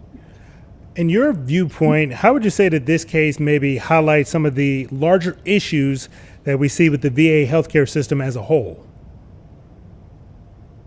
I do think I do hope, and I don't have any personal issues with the VA and the good people of the VA providing care and treatment to our veterans and the good work that they do. It's just, this is a case where when resources are not provided to an administration, you could see breakdowns in the system. And in this particular case with the Walkers, not only were they not told about the results of the blood test, but in Mr. Walker's case, he specifically asked if he could have another blood test be redone because he was really looking for an answer, knowing that his medical care and treatment, knowing that he was floundering and was getting worse. So anyways, providing and having the right resources and having a good system in place, that makes sure that situations like this that happen to Mr. Walker won't happen to other people. And I do want to ask you, the VA did admit fault and they did apologize in this case. So why did the Walkers have to resort to filing a lawsuit instead of just reaching an out a settlement? Well, Mr. Walker is not only no longer able to drive, no longer able to care for himself, Mr. Walker is no longer able to work, which is no fault of his own. Mr. Walker self-styled, called himself Tough Tony, and he was somebody that was had a lot of compassion and a lot of zest for life, and he was a worker, and he no longer can provide for his family. In addition to that, he's going to need further medical care and treatment, and some of that medical care and treatment cannot be provided directly by the VA going forward. He has a long list of things that he requires just to make it through the day. And currently, the strain that is upon his wife, being his 24/7 caregiver, 365 days a year, this is it is just heartbreaking to see what she needs to do, not only to keep up with him, but she has young children, and it's really a problem for them. So there are resources that need to be provided to the Walkers to try to put them back into the position they would have been in had a routine thing like the results of a blood test and being provided an antibiotic being provided to them. And again, this just wasn't just one miss. This was multiple misses to the point where there was just no excuse for it. And the VA took it upon themselves rightfully to know that this was wrong and told that to the Walkers themselves. If the VA ultimately were to come back with a settlement offer, is this something that you guys would consider, or is this story more about than just the money here? Well, obviously for the Walkers, this has been a cathartic experience for them, and being able to tell their story and let the world know what they've gone through. And I know that the Walkers want to make sure that nobody else goes through the experience that they went through, and they want to make sure that all veterans, such as Tony, receives quality medical care.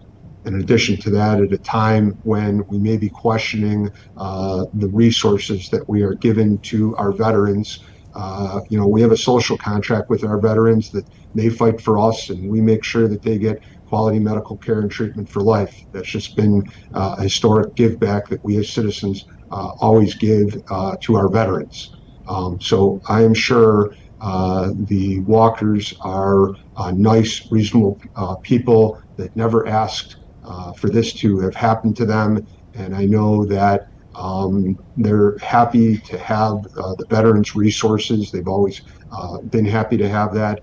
And I'm pretty sure, although I can't speak for them, I'm only their lawyer, but that if they are provided with fair compensation, that would something that would resolve the claim. And knowing that there's resources such as your organization that are allowing them to tell the story, that will help be sufficient for them. All right, Howard Ankin, thanks so much for your time this afternoon. Thank you for being here for us today. Thanks for having me. All right, time is now 2:31 on this edition of Chicago Live. We'll be right back after a short break.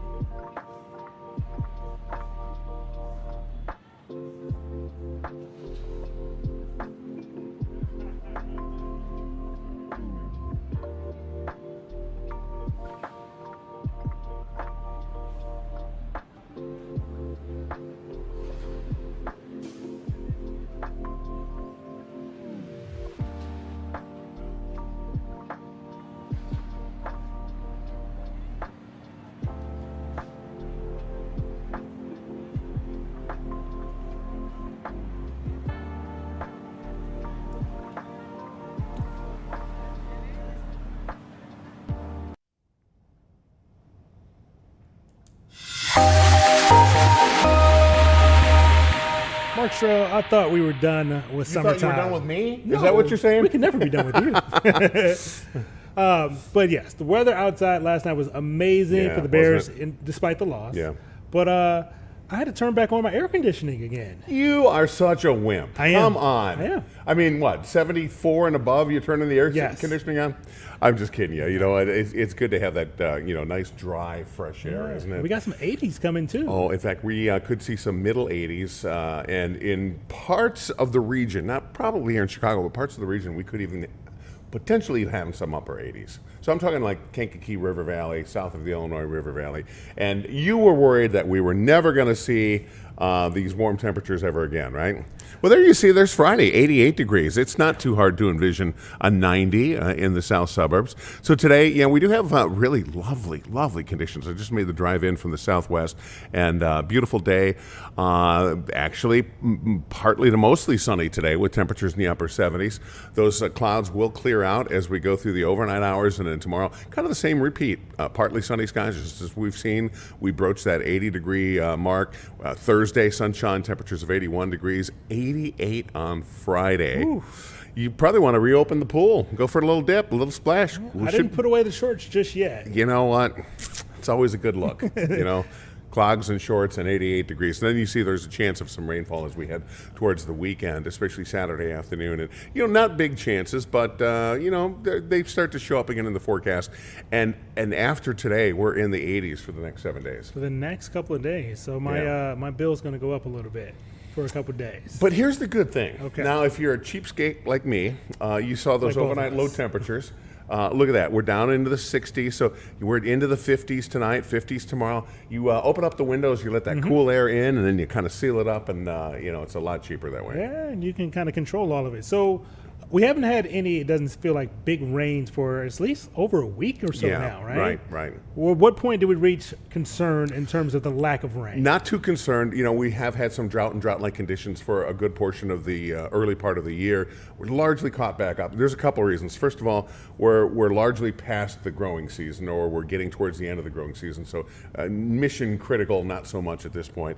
And also, September and October are typically fairly dry months, too. So, when you plan your wedding for your young bride, one of these days we'll set you up with a September, October wedding, because those are the real popular days, because it doesn't rain as much. Doesn't rain, except for usually it's a Saturday or Sunday, and there's two things that I think usually happen on Saturdays and Sundays in the fall. Yeah. Football.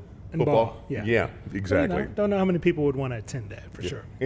All right, Mark, thanks so much for your time and for joining us as always. Good to see you. All right, time is now 2:36. We'll be right back on Chicago Live.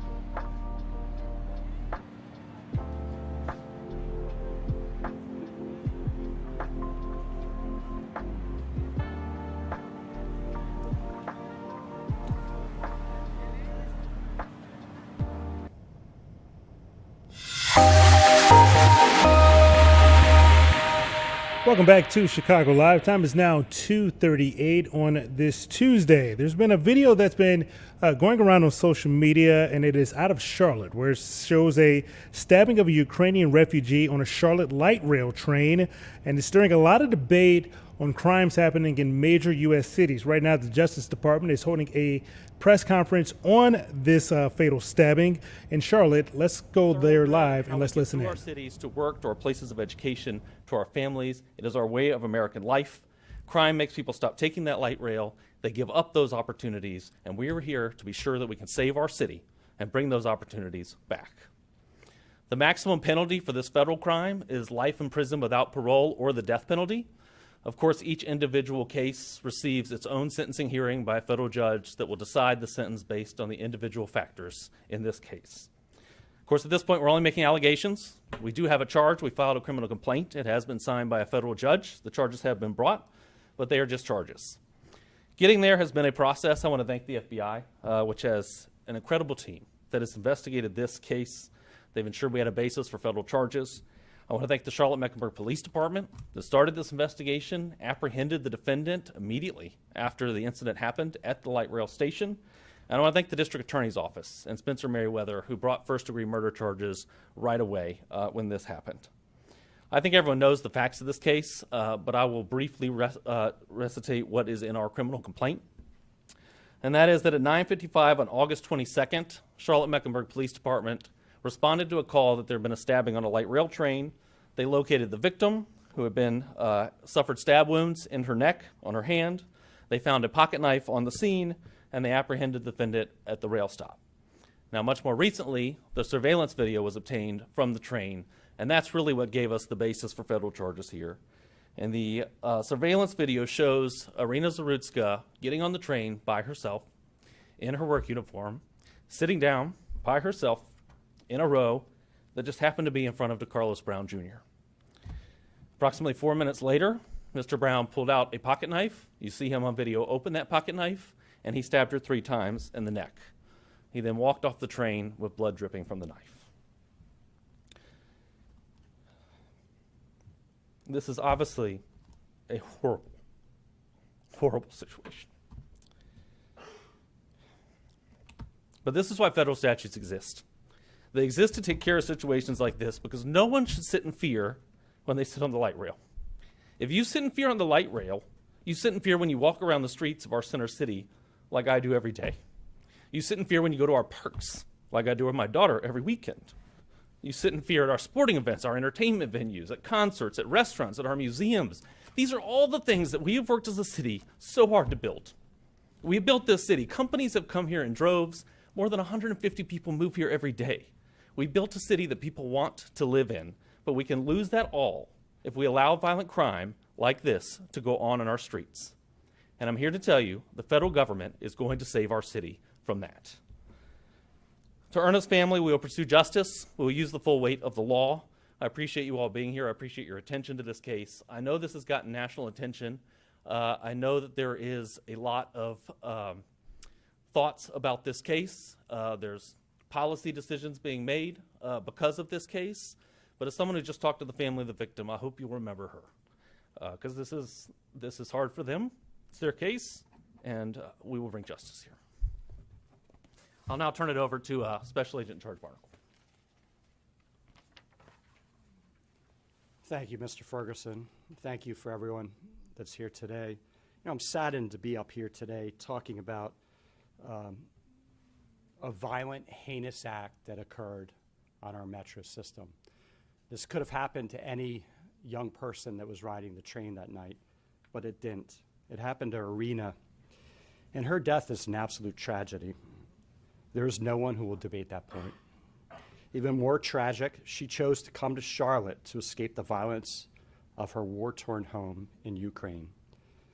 Irina had settled into her community. She made friends. She immediately got a job. The first day she was allowed to work, and she got a work permit here, she got a job that very first day. She worked at a senior citizen center. She worked at a pizza place. She took care of animals in the neighborhood. She was building her young life. She had recently moved in with her partner. Her family let us know she graduated from college in Kyiv with a degree in art and restoration. We don't know the extent of what obstacles she faced in the Ukraine, other than we did learn just a few moments ago that she was living in a bomb shelter. Sadly, everyone saw in surveillance video how tragic her life ended. We're shocked, we're saddened. It's very, very difficult. This young lady rode that train many times. She was probably tired after a long day at work and just trying to get home to her loved ones, but she never made it. In an instant, her life was over, and her mother, her father, her siblings, her brother and sister, and her other family and friends, their lives will never be the same.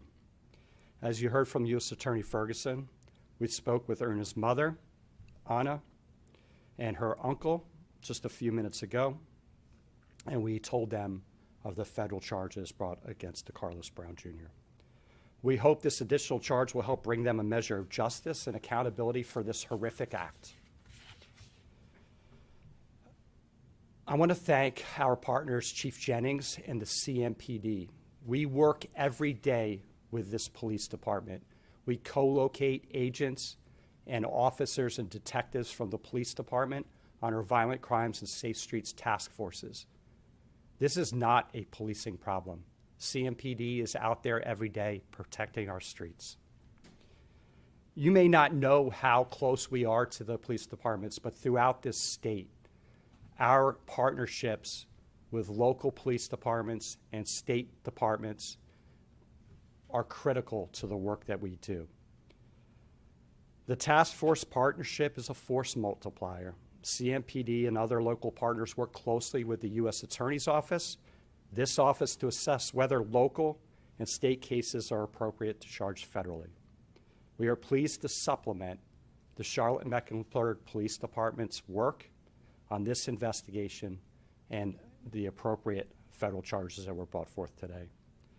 The FBI will work tirelessly to hold violent offenders accountable.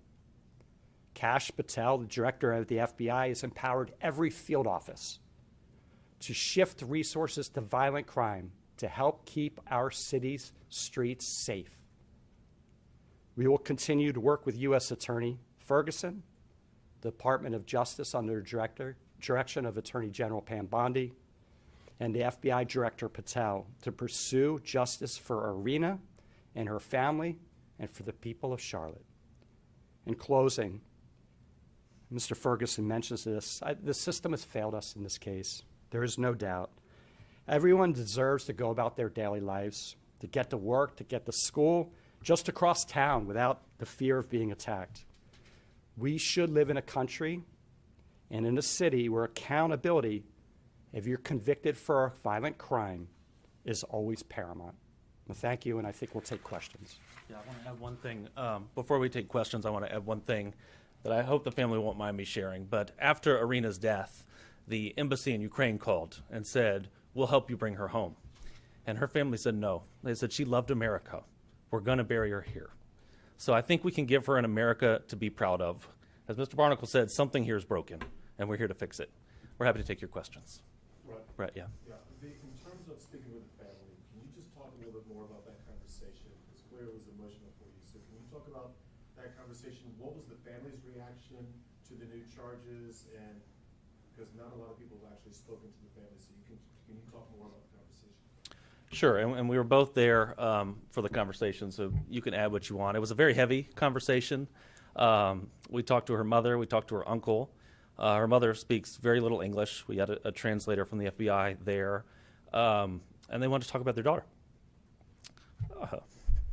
That's what we talked about. Yes, ma'am. Casey Jones from WCCB. Special Agent Barnacle, you mentioned that this was not a policing failure. Where exactly did the system fail? It's hard to say. This man was charged 14 times. There's been numerous encounters with police departments. He was arrested by the CMPD in January, but he's still on our streets. So we'll have to figure this out, right? This is not a problem the FBI or the U.S. Attorney's Office can solve. We can work cases. We can react to crime. We can be proactive and try to prevent crime. Look, I think, President Trump's spoken about this case in the last few days, and he has daughters. I have daughters. So it really hits close to home, right? And why do we have people, whether there's mental health issues or violent crime issues, why are they on the streets? Why are our buses, our trains, our transportation systems almost homeless shelters or mental health shelters? We need to fix that. We need to clean that up. We can only do so much. This is going to take a lot more work from society, from the people in power and the politicians. It's not something I can solve. But we can work cases, and we can bring people to justice. Hunter. Hi there. Thank you for doing this. First off, charges came very quickly after the state side. I just wonder why it took this office 2 weeks to do one federal count here.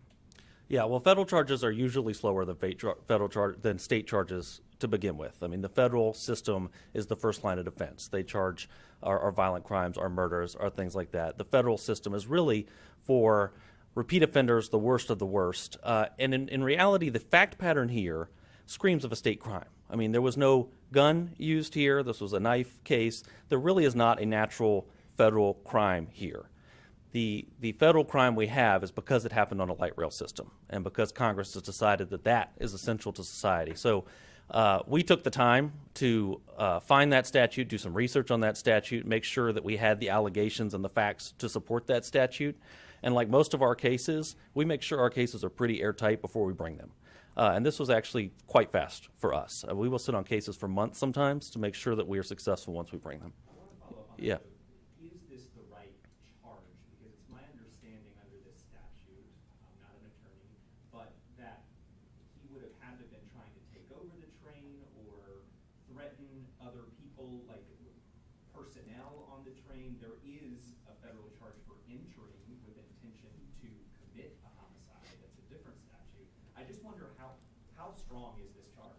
Yeah, well, so it is a broad statute, and part of the statute came out of 9/11, and some of it is meant for hijacking a train or things like that. But we are charging A7, subsection A7, aggravating factors, subsection B1, which are exactly for this situation. They are for when there is a passenger on the train and you do an act of violence on the train.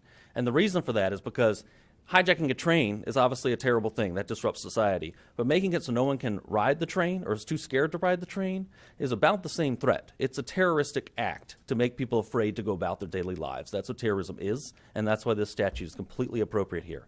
Now, this is a criminal complaint.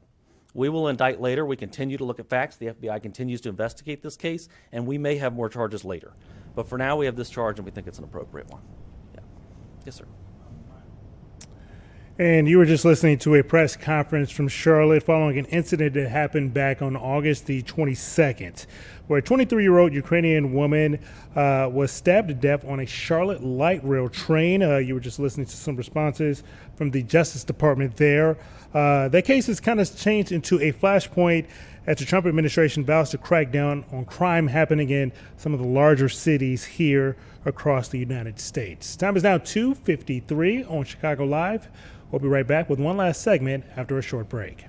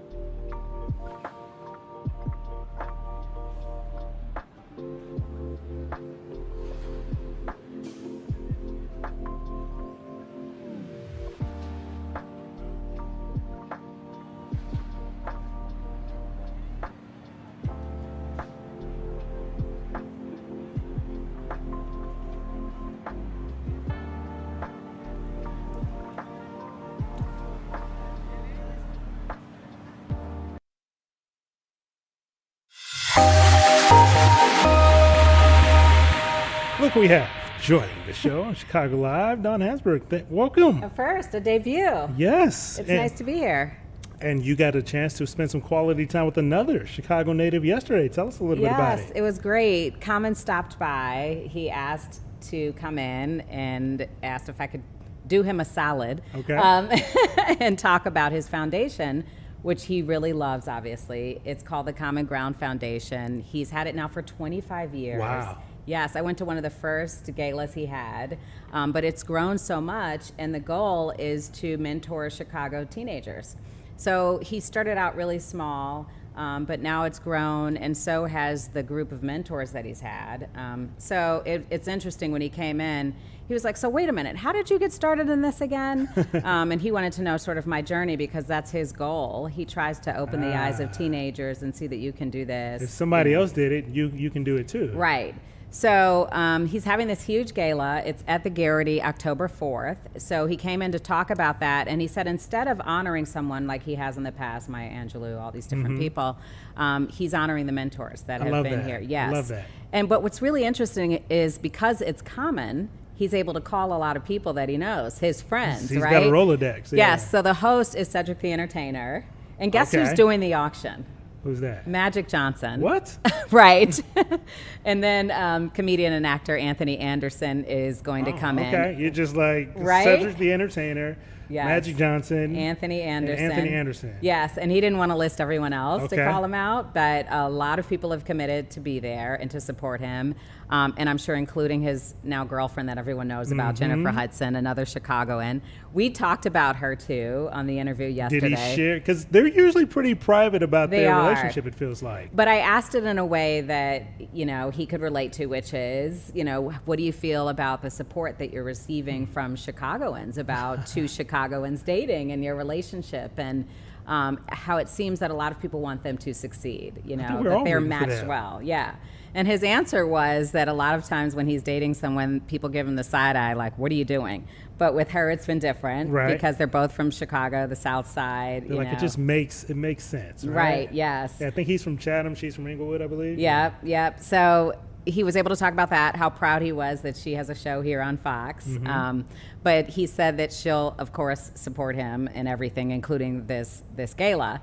So the goal is to raise more money. So Common Ground Foundation was founded by him, as I said, 25 years ago, and his mother, Dr. Mahalia Hines, who is and was an educator.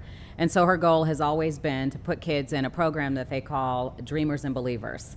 And it's a 4-year commitment, and the children have to, they have to commit to being there and meeting with their mentors. And so we had another child on here. I call him a child, but he's now like 20. But he was a graduate of the program. He came in yesterday and talked to us.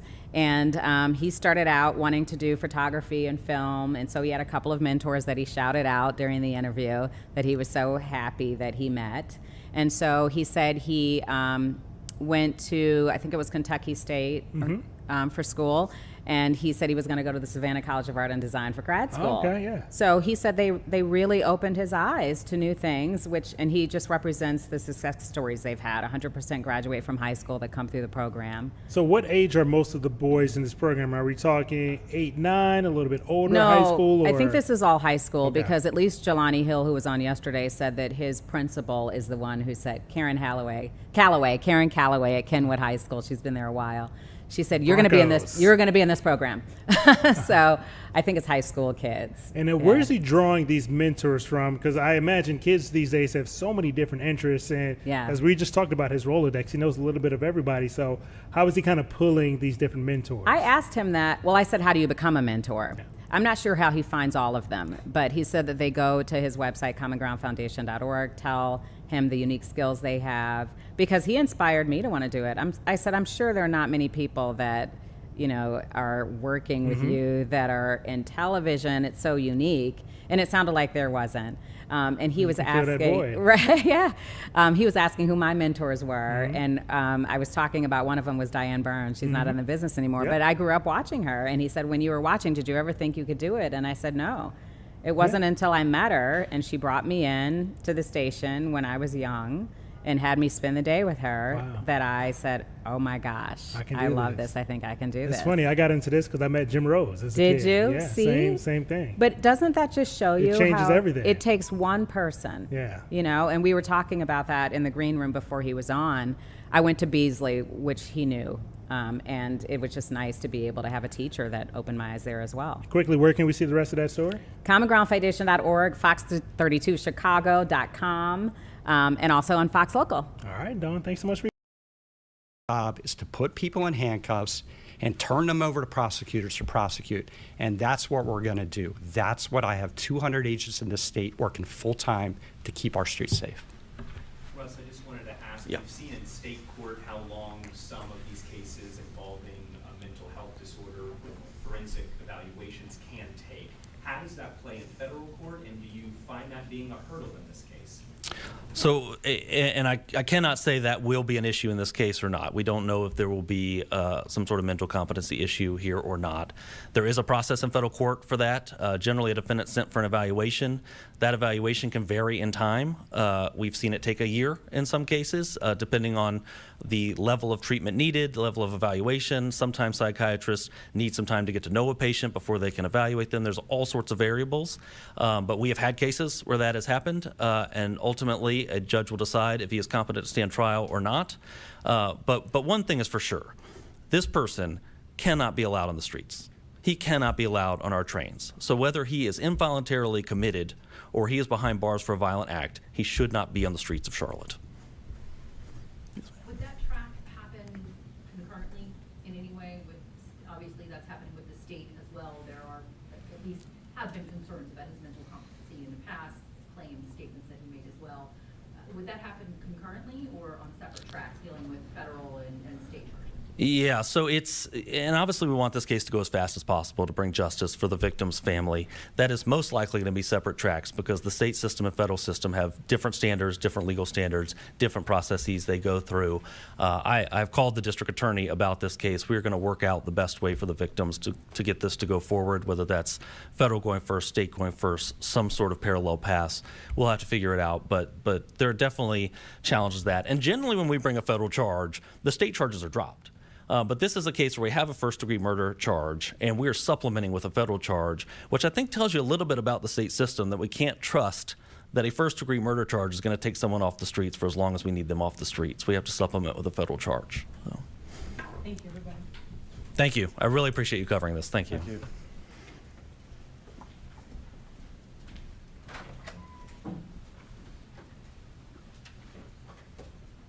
All right, as you see there, that press conference wrapping up in Charlotte, North Carolina. We were waiting on this to get underway because we wanted to bring you the very latest as we're here.